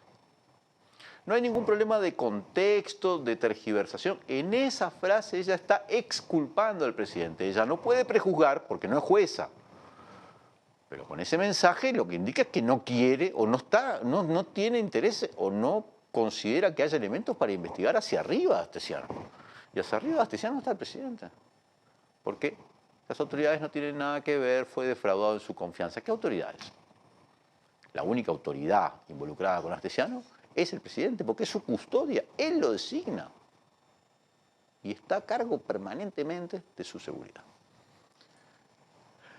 Si después trasciende, a la vez, que la fiscal dijo que se había recuperado solo el 2% de la información, que además había dificultades para recuperar más porque eso tenía un costo muy caro y que también avanzaba todo más lento porque había que traducir del ruso y eso tenía un costo y era muy caro y había falta de recursos. Y cuando un periodista, Eduardo Preve, de TV Ciudad, recuerda que existe un software que el Ministerio del Interior tiene la licencia, que además los argentinos habían, habían ofrecido su colaboración para utilizar ese software que permite recuperar el 100% de la información borrada de ese celular. Y la fiscal responde virulentamente en Twitter a Preve, diciéndole cualquier cosa. Y uno empieza a abrir los ganchos, porque es muy llamativo. Y al otro día nos enteramos de que ya se había recuperado el 100% de la información utilizando ese software que había dicho Preve. Pero además nos enteramos que se había recuperado hacía varios días, incluso se dijo semanas. Entonces hay que cotejar las fechas, hay que saber si cuando la fiscal dijo que estaba el 2%, en realidad ya estaba el 100%, y en ese caso hay que saber si ella ya se lo habían comunicado o no. Porque si no se lo habían comunicado hay que saber por qué, y si se lo habían comunicado hay que saber por qué la fiscal dijo eso. Y después trasciende que la fiscal se fue de licencia 3 semanas, aunque la licencia la haya solicitado mucho antes, viajó a Europa y por ahí andan diciendo que le respondía a Preve desde Ámsterdam, en el medio del caso, pero es el caso más de asociación ilícita funcionando en la Torre Ejecutiva. Es un caso escandaloso, uno de los más escandalosos que se recuerde. Es muy llamativo, es muy curioso. Es muy curioso. No se puede enojar la fiscal cuando la gente empieza a sentir que algo huele mal. Empiezan a despertar la suspicacia. Porque imagínense el trabajo que tiene que llevar adelante una fiscal con un caso de esta sensibilidad política. Tiene que ser intachable, porque si no la gente sospecha. Sospecha y sospecha con cierta razón, porque hay cosas que llaman la atención mucho. Resulta que después el diario El País publica las grabaciones completas. ¿Cómo accedió el diario El País a eso? ¿Quién se lo dio? ¿O acaso se ignora que el diario El País está fuertemente vinculado al Partido Nacional, al gobierno? Es el diario oficial de este gobierno. Pero incluso en esas cosas que aparecen desgrabadas en el diario El País, se ven diálogos donde Astesiano habla de que les mandamos autos oficiales a los rusos. Habla de nosotros. ¿Quiénes son nosotros? ¿Quiénes son los nosotros de Astesiano? Habla de revisar la agenda con el presidente. Se habla de pasaportes diplomáticos. Es todo un escándalo tras lo otro. ¿Cómo hizo la fiscal leyendo eso para decir las autoridades no tienen nada que ver? Y nosotros sabemos que la fiscal ya estaba como designada para ocupar la Fiscalía de Delitos Complejos que lo va a dejar Enrique Rodríguez. Y sabemos que ahí se están sustanciando causas muy importantes para el gobierno, porque el gobierno las promovió, las del Mides, como las del Antel Arena. ¿Qué garantías tiene la oposición cuando la fiscal tiene estas conductas tan llamativas? ¿Qué garantías tiene? ¿Qué garantías tenemos todos? No quiero dejar este programa sin decirle a todos ustedes que el presidente, lo que publicó Sudestada, entrevistando al fundador de esta empresa o esta clínica de implantes del pelo, donde dice el fundador, sí, estuvo ese médico en Uruguay, se sacó una foto con las doctoras cuando el presidente estaba anestesiado, participó de ese implante, que por cierto no salió bien, demuestra que el gobierno está mintiendo. Le autorizaron a entrar a un médico argentino en el momento en que estaba cerrada la frontera por la pandemia para hacerle un implante de pelo al presidente. Y después nos toman el pelo a todos, a los que tenemos pelo y a los que no tenemos pelo también. Están mintiendo. ¿Qué confianza puede tener la gente en el presidente? ¿Cómo nos explican las cuentas de facto, la encuesta de facto? ¿No? La desconfianza es enorme. Las suspicacias son muchas. Y las explicaciones van a tener que ser muchas si se quiere recuperar la confianza de la población en el sistema político y en el gobierno. Soy Leandro Grille y esto fue Legítima Defensa, segunda vez.